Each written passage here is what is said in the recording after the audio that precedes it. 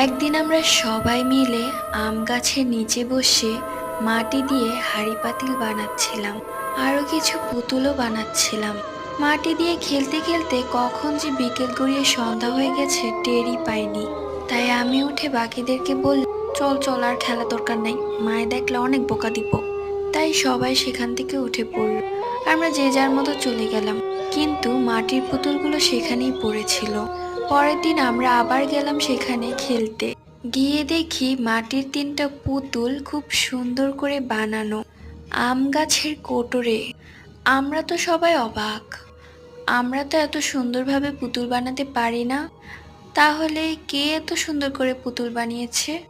এবং হঠাৎই আমি দেখলাম পুতুলগুলো কেমন যেন একটা বিদঘুটে হাসি দিয়ে উঠল, যা দেখে আমার রীতিমতো গায়ের লোম দাঁড়িয়ে গেল। আমি সেখানেই অজ্ঞান হয়ে পড়ে গেলাম। আমার আর কিছুই মনে নেই।